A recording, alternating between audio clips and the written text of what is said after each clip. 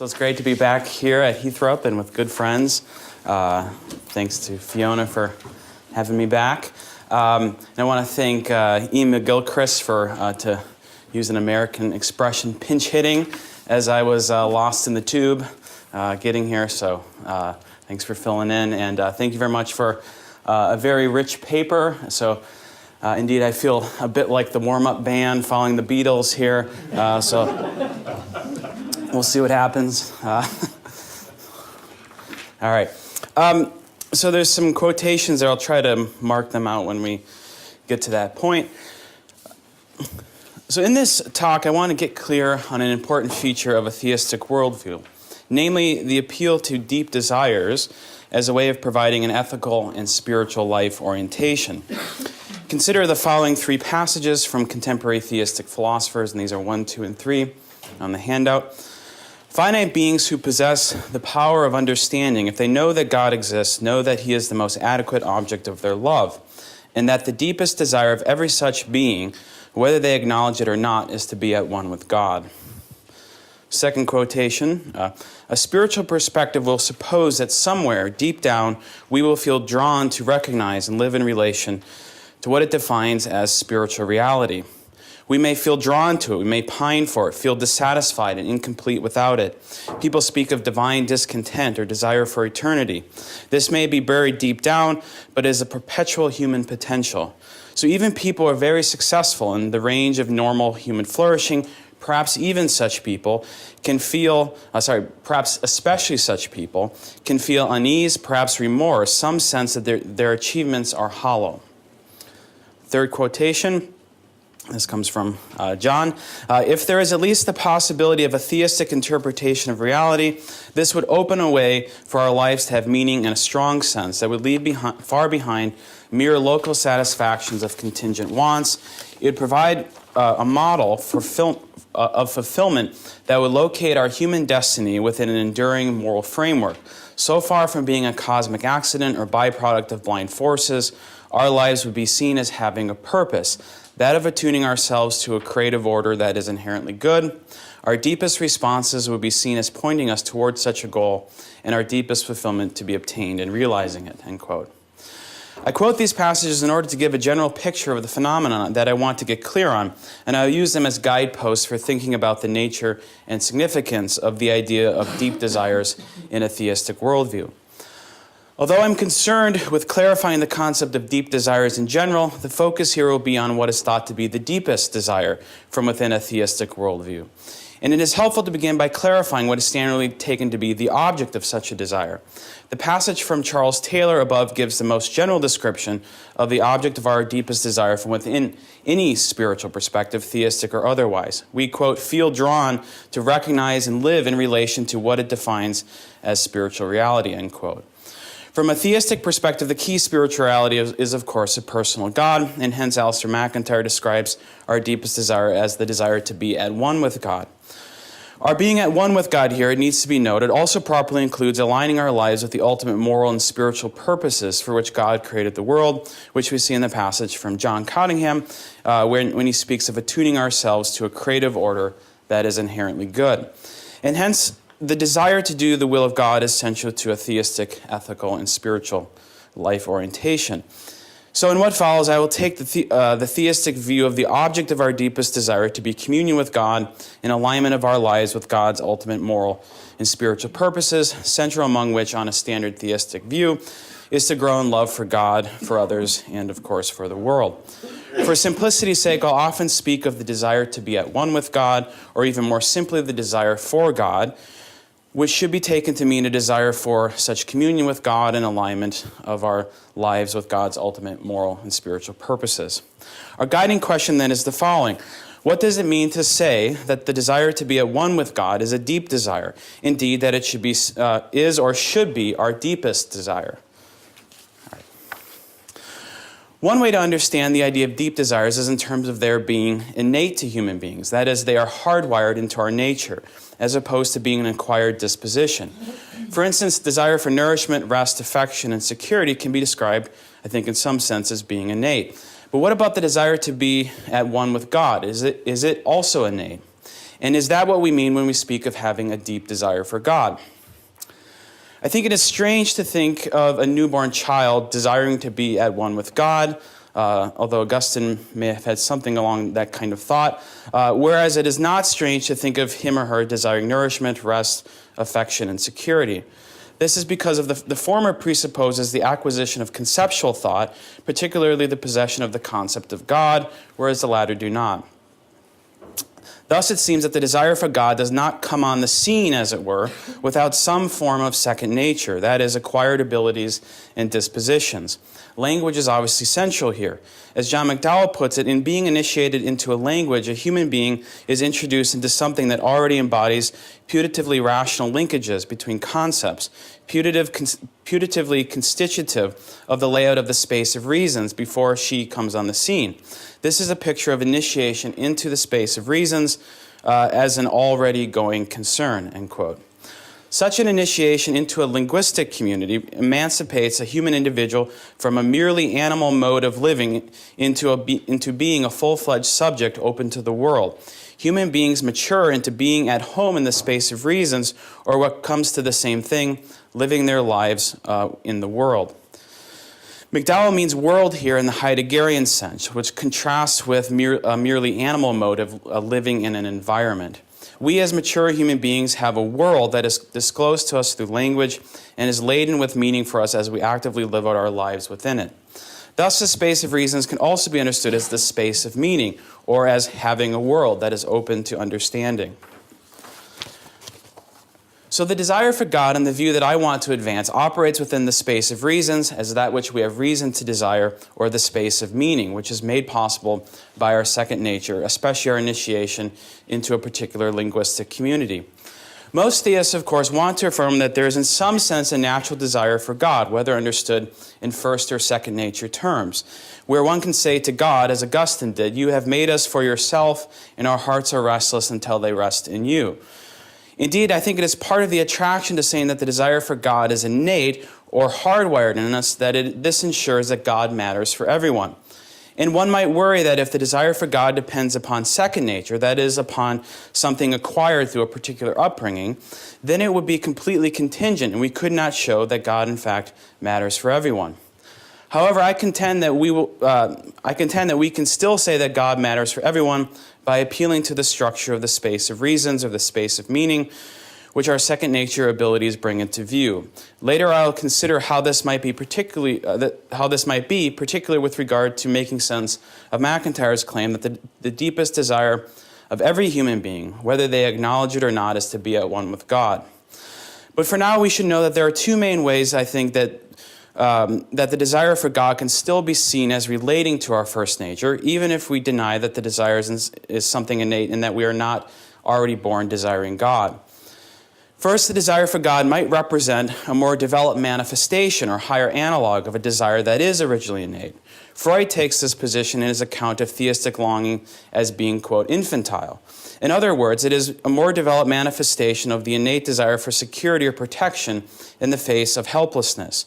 Whereas the actual infant seeks protection through his or her parents, the infantile theistic adult seeks protection in the face of continued human vulnerability by projecting a supreme parental figure, namely God. In describing the religious person as infantile, Freud clearly means this as a critique and as a contrast to the properly adult stance of courageously facing up to the harshness of reality without any form of existential consolation. The idea here is that we should live without appeal, as Camus put it in The Myth of Sisyphus. But seeking existential consolation, or cosmic security, as we might also put it, is an adult rather than an infant activity, and it is only improper if we think of that all such existential consolation is illusory. That it is illusory for Freud is suggested by his talk of projection. But this does not settle the question of whether God is merely a projection, since after all there might be an objective correlate to the subject's projection of an external source of existential consolation and security. As Cottingham says in response to Freud, a religious believer can equally maintain that since our true destiny lies in union with our Creator, we will naturally feel insecure and restless until we find Him, end quote. These remarks also indicate how the desire to be at one with God can be seen as a higher analog of the innate desire for rest, where this is understood as spiritual rest, that is, resting in God.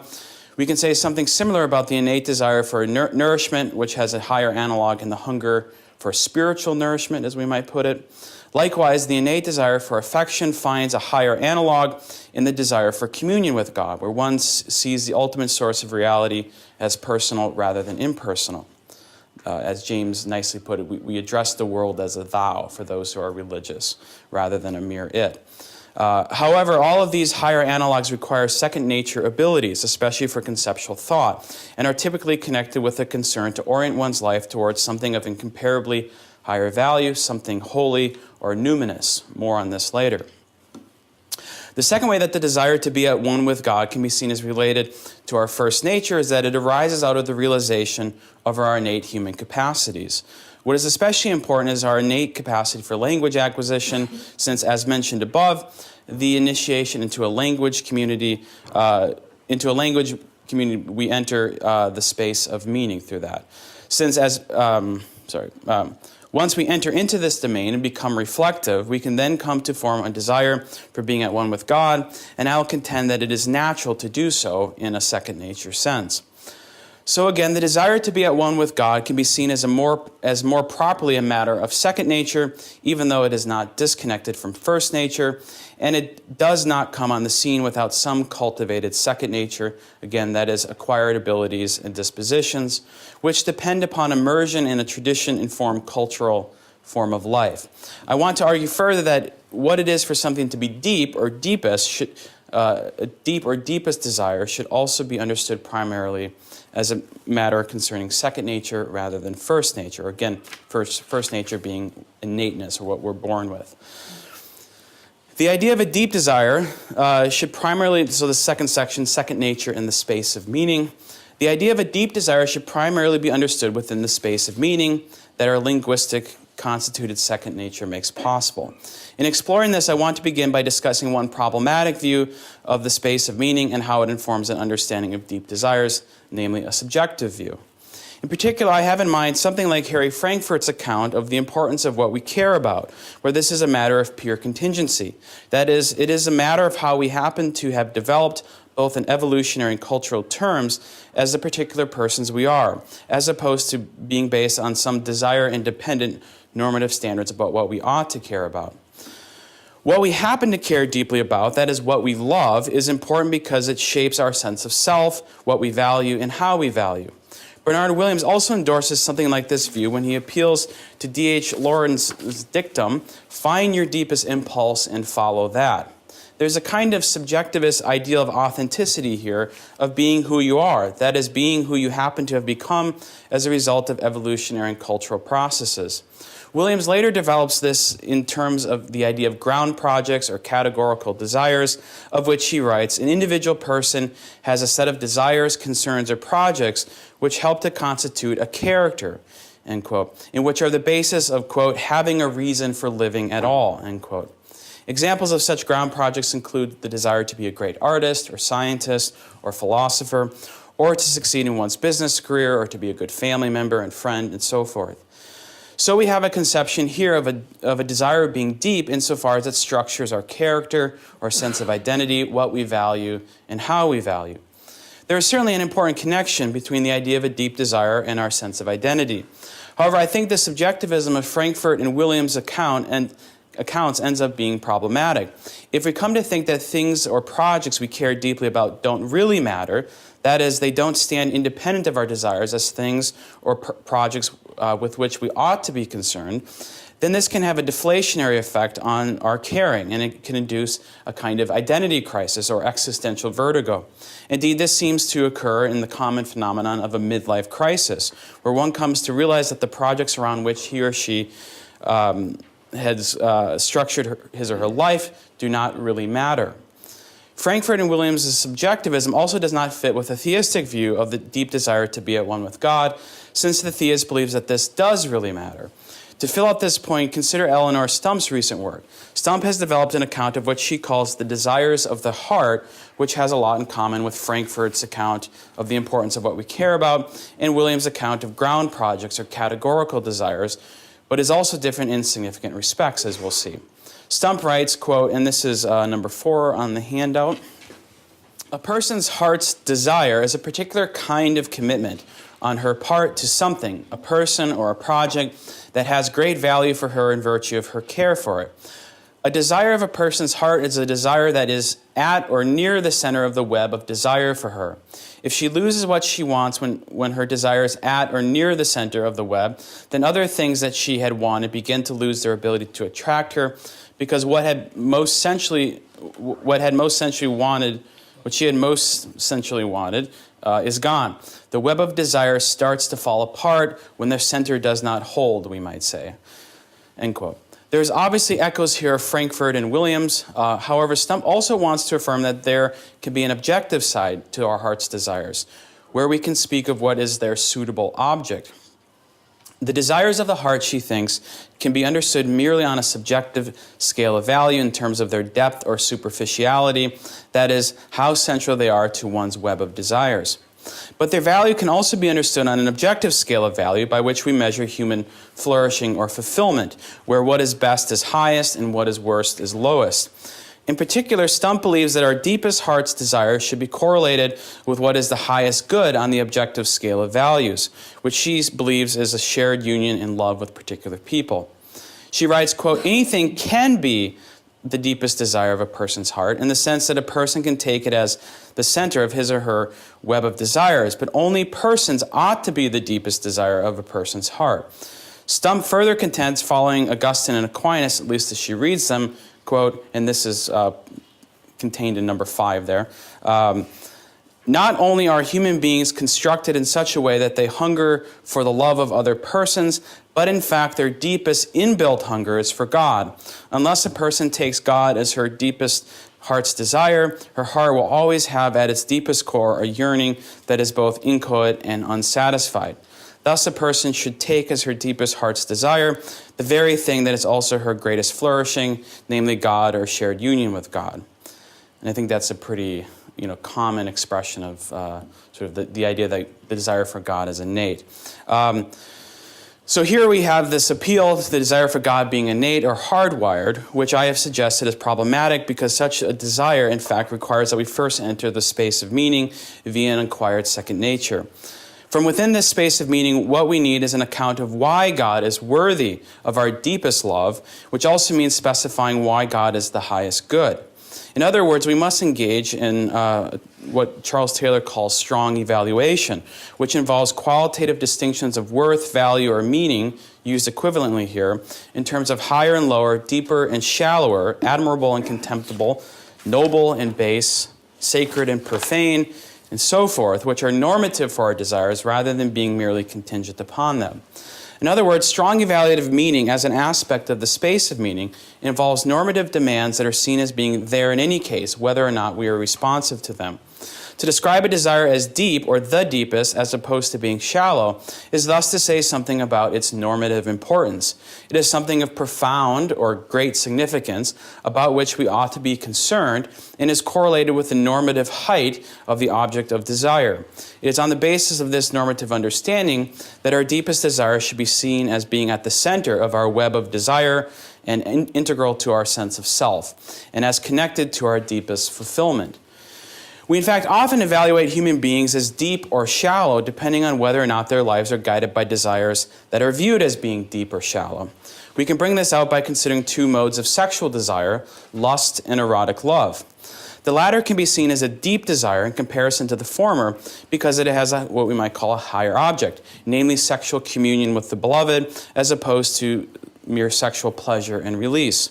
The profound or higher significance of this sexual communion, which can have a sense of being sacramental, is also related to the perception of the profound or higher significance of human sexuality itself. As Elizabeth Anscombe puts it, there is no such thing as a casual, non-significant sex act. Those who try to make room for sex as mere casual enjoyment pay the penalty. They become shallow. They dishonor their own bodies. They dishonor their own bodies, holding cheap what is naturally connected with the origination of human life. She goes on to say that the perception of dishonor here is a mystical perception, which I would call a strong evaluative judgment with regard to the sacred or reverence-worthy.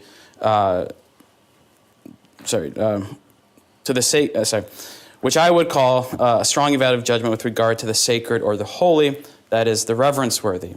I would add that the sense of the sacred or the reverence-worthy here relates not only to the connection of sexuality with the origination of human life, as Anscombe suggests, but also to the way it is deeply or intimately connected to our own personhood and its specific dignity. This comes out not only in the horror at sexual violence, where we have a sense of something sacred or profoundly precious having been violated, but also in what has traditionally been seen as the highest or most profound form of sexual union, namely holy matrimony, as it's been traditionally called. Indeed, it can be argued that erotic love has an inherent nuptiality, as Roger Scruton put it. That is, it tends towards exclusivity and permanence in a sacred bond. When we really love someone erotically, we do not want to live without the person. She or he is regarded as irreplaceable. We want to bind our lives together, and this also demands an exclusivity as proper to the profound intimacy of the erotic loving relationship.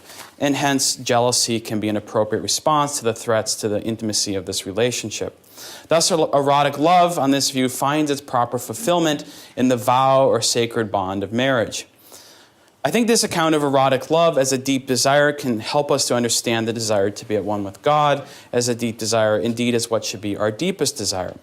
The desire to be at one with God should be our deepest desire because God is the highest object of our love and so our highest good. Here again, we have a strong evaluative judgment. God is most reverence-worthy and love-worthy because of God's perfect goodness. God is perfectly holy, and such holiness has a numinous or transcendent quality and makes the strongest normative demands upon us for love, worship, and devotion. Hence, McIntyre says, finite beings who possess the power of understanding, if they know that God exists, know that he is the most adequate object of love, end quote. Section 4, desiring God whether we know it or not.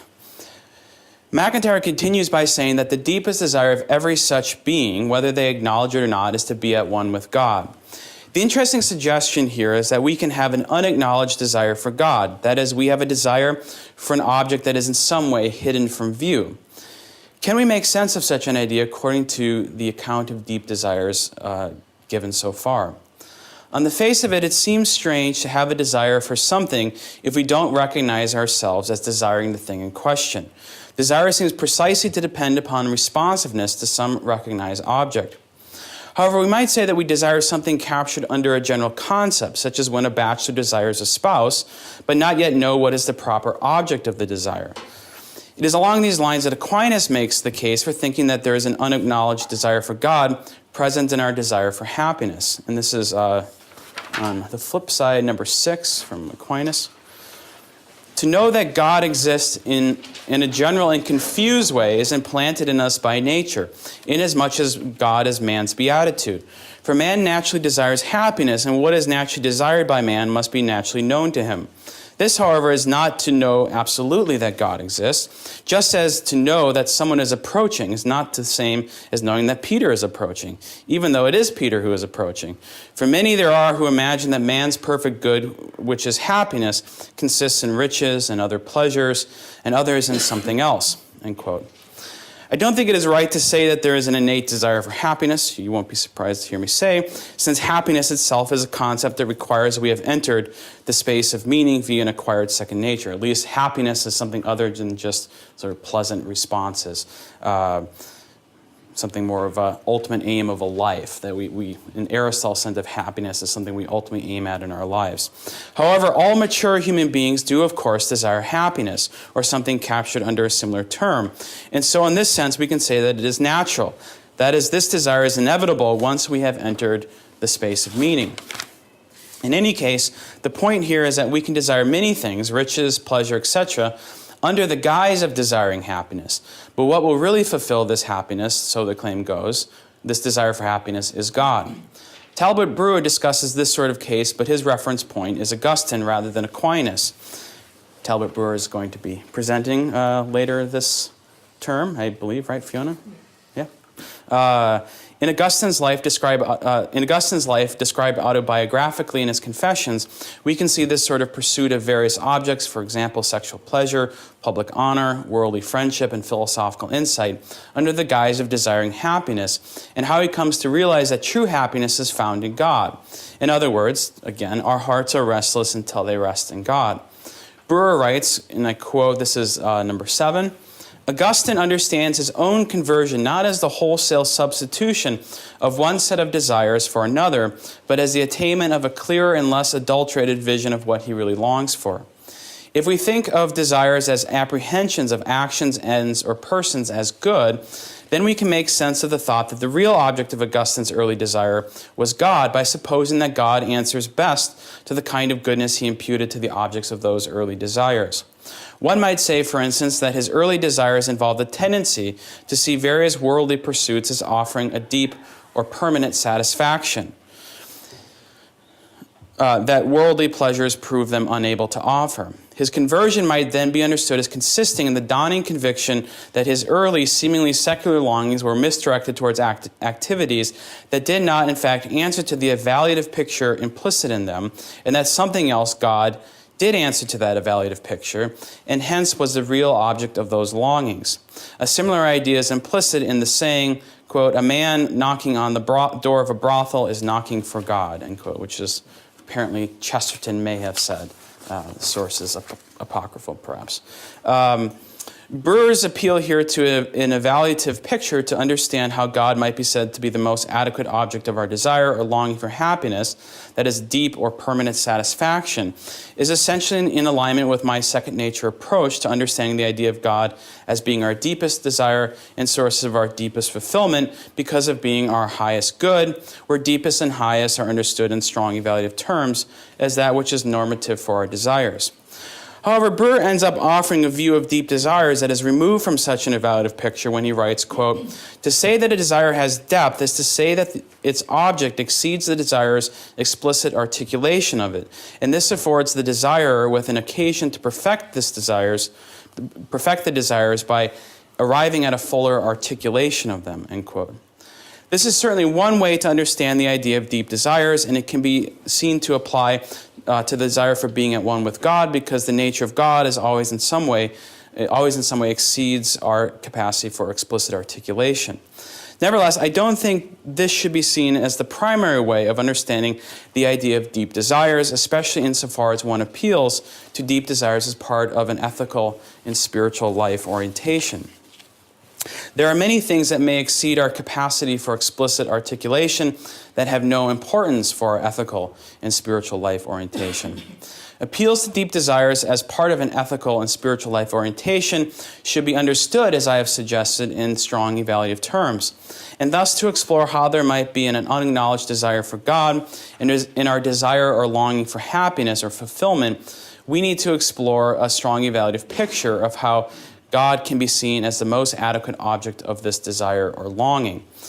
This requires showing how God, if God exists, should be seen as the highest object of love, that is, as most love-worthy, and we can also add as most reverence-worthy. This is a case I maintain because, as I've said before, of God's perfect holiness or perfect goodness, which on the standard theistic view is expressed also in God's perfect love. Once human beings enter into the space of meaning and possess concepts like the sacred and the holy and seek after the attainment of their deepest happiness, we can see how they are naturally drawn to orient their lives towards an ultimate object of love, devotion, reverence, and even worship, for which God is the most proper object if God exists. On this point, consider the following passages from Dostoevsky's novels. These are 8, 9, and 10. In The Brothers Karamazov, Dmitry Karamazov says, I am tormented by God, tormented only by that. What if he does not exist? I keep thinking about it. Because whom will he love then? Man, I mean. To whom will he be thankful? To whom will he sing the hymn? End quote. In The Adolescent, the holy peasant Makar remarks, "To live without God is nothing but torment, and it turns out that what gives light is the very thing we curse, and we don't know it ourselves. It is impossible for a man to exist without bowing down. Such a man couldn't bear himself, and no man could. If he rejects God, he'll bow down to an idol, a wooden one, or a golden one, or a mental one. They're all idolaters, not godless. That is how they ought to be called." End quote. Likewise, at the end of Demons, Stepin proclaims, "The whole law of human existence consists in nothing other than a man's always being able to bow before the immeasurably great. If people are deprived of the immeasurably great, they will not live and will die in despair. For every man, whoever he is, it is necessary to bow before that which is the great thought." End quote. We can see this in various what we might call God substitutes, such as the religion of humanity, or progress, or utopia, or the Übermensch, or whatever else is taken to be the ultimate object of love, devotion, reverence, and even perhaps worship. But for Dostoevsky, as we've seen, these are all forms of idolatry, precisely because they seek to substitute for that which is really is the ultimate object of love, devotion, worship, and reverence, namely God. This is, of course, not a proof for God's existence. After all, it might be the case that human life is a useless passion, to borrow a phrase from Sartre, and that our deepest desire is for something that does not exist. The aim here instead has been to show how best to understand the idea of deep desires within a theistic practical life orientation, and to show how we should understand and affirm the claim that the deepest desire of every human being, whether they acknowledge or not, is to be at one with God. Thank you very much.